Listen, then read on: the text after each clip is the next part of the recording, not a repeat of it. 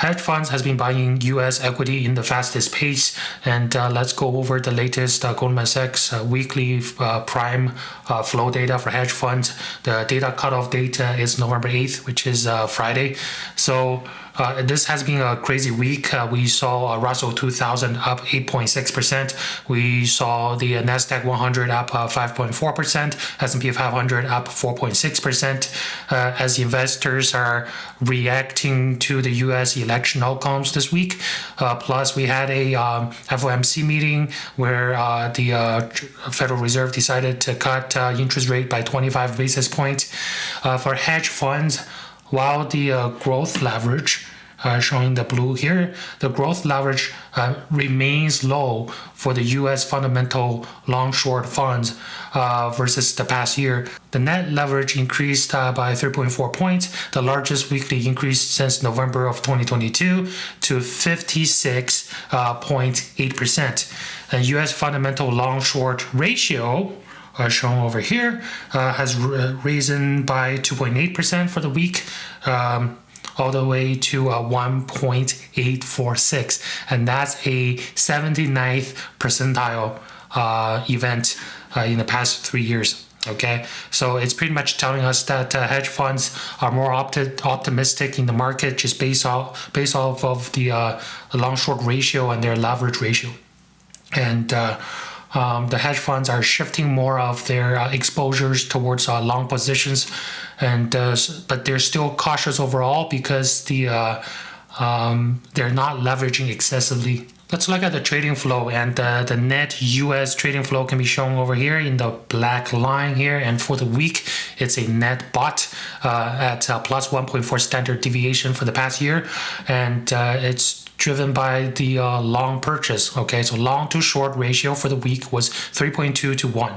and this week's U.S. long buying is the second largest in the past 5 years, right behind the March 2023, and it ranks in the 100th percentile. So pretty much saying the amount of long buying for the week is extremely rare event.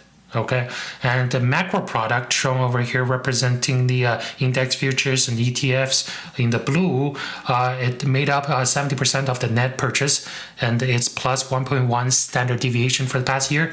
And the hedge fund reduced macro hedge after the US election. The US listed ETF shorts were net covered by minus 3.2%. It's the largest weekly decrease since the mid-August.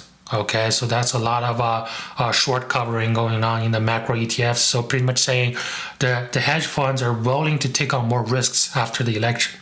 Okay, and single stocks over here, the black line, are net bought for 6th straight week, and for the past week it's plus 0.8 standard deviations. It's driven by long buys outpacing short sales, 1.4 to 1.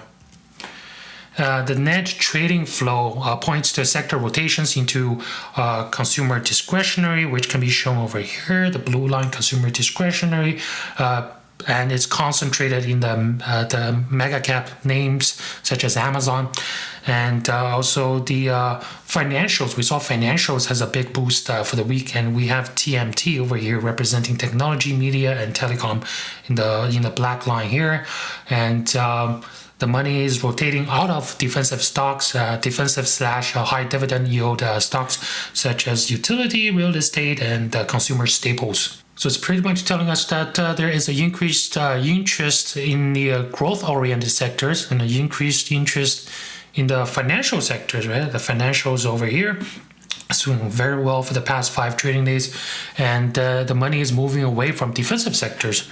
And the hedge funds are pretty much expecting a better economic condition, and they believe there is a reduced uncertainty. And if we look closely into the financial sectors, the financials were among the top performing U.S. sectors for the week, as hedge funds net bought the sectors for 3 straight sessions. So the past 3 days it's been net purchase for the financials, and 4 out of the past 5 trading days were net purchased for financials, and the net flow for financials is showing the black line over here, and that's the U.S. financial year-to-date net flow. This week's notional long buying for U.S. financials is the largest since February of 2021 and ranks in the 100th percentile on the 5-year basis.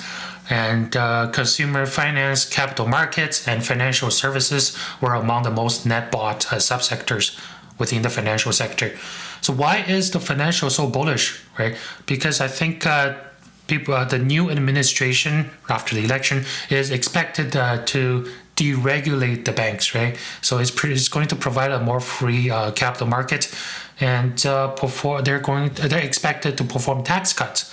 So that's going to drive growth of the economy. That's going to boost demand for the loans, and the interest rate will probably be higher for longer, even though Trump has expressed that he preferred a lower interest rate. But however, some of his policies are intrinsically inflationary, so it could eventually lead to a interest rate to be higher for longer, which in turn will actually benefit the banks, right? They make more money when the interest rate are a little bit higher than nothing, okay? But one thing to note is U.S. financials are still net sold on a year-to-date basis. Again, this chart is from 2024 January. The black line is still below the 0% mark, so it's still net negative year-to-date. And the net allocation on the sector is well below the 5-year average in the 20th percentile. The hedge funds remain underweight the sector by minus 2.6 percentage point versus the S&P 500 index.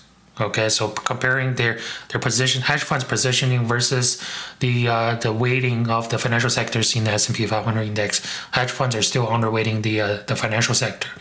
So it's telling us that the hedge funds are still underweight the financials, but are repositioning back into the financial sector.